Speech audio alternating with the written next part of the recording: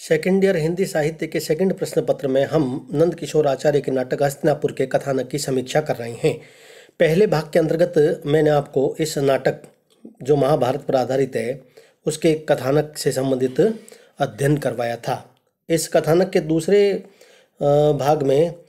जो शेष है उसके अंतर्गत हम इस प्रकार देखते हैं इस नाटक में कि नंद किशोर आचार्य के इस नाटक की खासियत यह है कि वे इतिहास और पुराण के उन महान नायकों की महानता का बखान नहीं करते हैं, अपितु उनकी महानताओं के पीछे छिपी हुई उनकी जो मानवीय दुर्बलताएं या जो उनका स्वार्थ, जो उनकी दोगली प्रवृत्ति है, उन सब का जो एक उद्घाटन करते हैं, उसका यथार्थ जो चित्रण है वह इस नाटक के माध्यम से हमारे सामने आता है। मानवीय दुर्बलताओं को पाठकों और दर्शकों के सामने उपस्थित करते हुए जो स्त्री की त्रासदी है उसके पीछे उस पुरुष समाज की क्या नियति रही है उसका एक चित्रण इस नाटक के माध्यम से किया गया है। क्योंकि हमने नंद किशोर आचार्य के एक अन्य नाटक देहांतर को भी जब देखा है तो उसमें भी उन्होंने इसी तथ्य को उद्घाटित किया था। वे महान चरित्रों के अंतर विरोधों से हमें अवगत कराते हैं और अपनी मानवीय कमजोरियों के कारण, इतिहास में अपनी महानता के कारण तो हमेशा पूजने बने रहते हैं, किंतु वास्तव में वे जो महानता के अपनी महानता के कारण जो पूजने बने रहते हैं उनमें अंतर्द्वंद जो अंतर विरोध होता है कि महान योद्धा कहलाने वाले भीष्म जैसे भी महान तपस्वी भी या ज्ञानी वेदव्यास भी उनके चरित्र में की जो मनोवैज्ञानिकता है उसको समझाने का प्रयास नंद किशोर जी के द्वारा इस नाटक में भी किया गया है।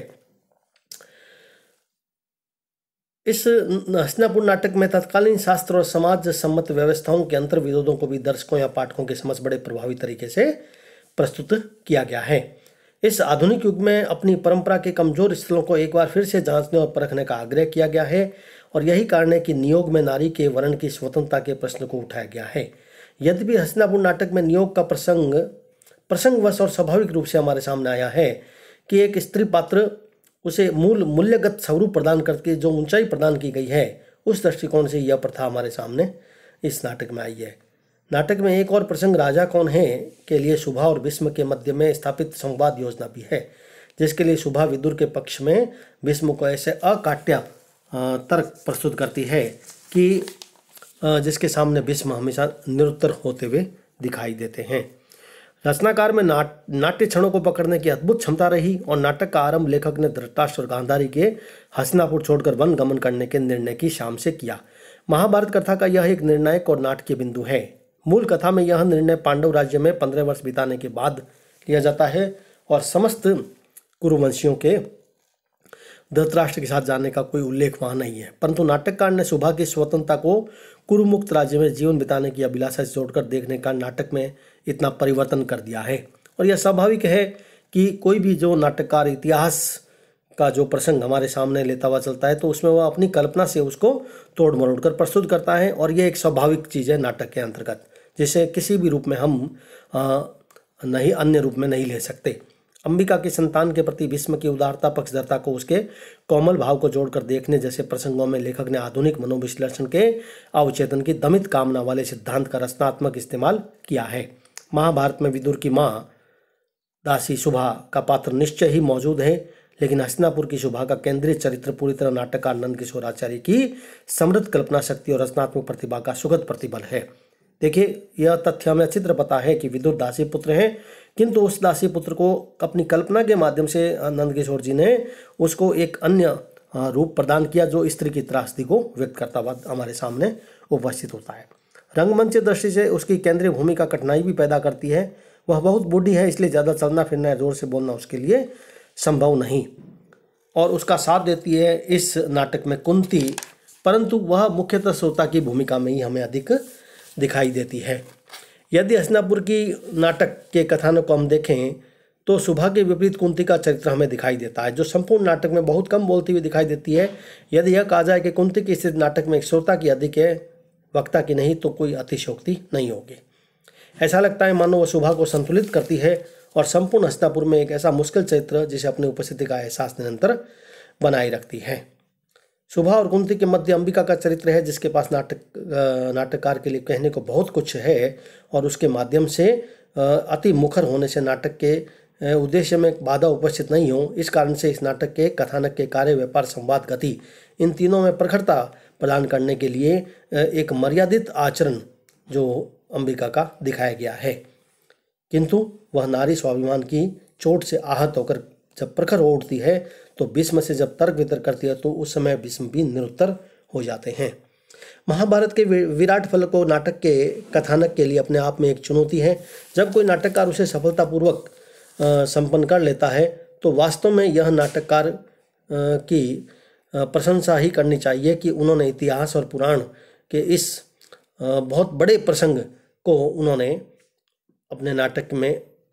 बहुत सशक्त रूप में अभिव्यक्त करने का सफल प्रयास किया। यदि इस नाटक के मूल कथा पर हम जाएं तो हस्तिनापुर का जो मूल कथानक का मूल भाग है वह नारी व्यथा और संघर्ष पर ही आधारित है। संपूर्ण नाटक आरंभ से अंत तक नारी व्यथा और नारी संघर्ष की कथा कहता हुआ दिखाई देता है। सत्यवती के द्वारा पाराशर ऋषि के साथ नाव चलाते हुए श्राप के भयशान चाहे उन्हें अपना शरीर सौंप देना, अंबिका के द्वारा सत्यवती के कहने पर नियोग के लिए तैयार होना, कुरूप व काले व्यास मुनि के साथ अनिच्छा से समागम के तैयार हो जाना, अंबालिका द्वारा व्यास मुनि के साथ समागम की बात आते उसके द्वारा थर थर कांपना और पीले पड़ जाना, अंत में व्यास मुनि को अनिच्छा से अपना शरीर सौंपना, स्वयं शुभा द्वारा अंबिका के आदेश की पालना में उसके सैया पर बैठना और व्यास मुनि को स्वयं को समर्पित कर देना, कुंती द्वारा पांडु के कहने पर कुरुवंश के इतर अन्य के साथ नियोग करना, पांडु पुत्रों को जन्म देना इत्यादि अनेक ऐसे प्रसंग हैं जो महाभारत में जिसका एक सशक्त अभिव्यक्ति इस हस्तिनापुर नाटक में आचार्य जी के द्वारा की गई है। संपूर्ण कथानक नारी व्यथा और उसके संघर्ष की कहानी को सटीक रूप में अभिव्यक्त करता है, जो इस तथ्य को हमारे सामने स्पष्ट करता है कि जो तीन प्रमुख पुरुष पात्र हैं इस हस्तिनापुर नाटक में, भीष्म, विदुर और वेदव्यास, उन तीनों के चरित्र में जो एक अधूरापन है उसको किस रूप में नाटककार ने हमारे सामने उभारा है, उसको दिखाना एक प्रकार से नाटककार का महत्वपूर्ण उद्देश्य माना जा सकता है। क्योंकि इस नाटक के कथानक में जो पुरुष पात्र है जो अपने आप को वीर, तेजस्वी और महान पूजनीय कहलाते हैं, उन पुरुष पात्रों के चरित्र में सूक्ष्म उनके जीवन को यदि हम देखें तो लेखक के अनुसार दुनिया का कोई भी व्यक्ति महान नहीं होता, पत्नी, दासी और निजी सेवक के सामने वह महान कभी हो ही नहीं सकता, क्योंकि वे जो धर्मवीर, धर्मशूर या महान पूजनीय हैं वस्तुतः उनके चरित्र में भी एक ढोंगी, भीरू और स्वार्थी और घृणित रूप हमारे सामने व्यक्त होता है, जिसको हस्तिनापुर नाटक में स्त्रियों के माध्यम से विशेष रूप से दर्शाया गया है। नाटक में स्थितियों के बनने और बिगड़ने का जो प्रमुख कारण है उसका मूल कारण भी पुरुष को ही जिम्मेदार ठहराया गया है। इसलिए इस महाभारत के विराट फलक को नाटक के कथानक के लिए अपने आप में एक चुनौतीपूर्ण रूप में नाटककार के द्वारा तैयार होना और नंदकिशोर जी के द्वारा इस महाभारत की कथा को पूरी तरीके से जो राजत्व के वंश परंपरा को अभिव्यक्त करती है, पूरी तरीके से उसके साथ स्त्री के स्वतंत्र व्यक्तित्व को और उसके अस्तित्व को प्रकट करना,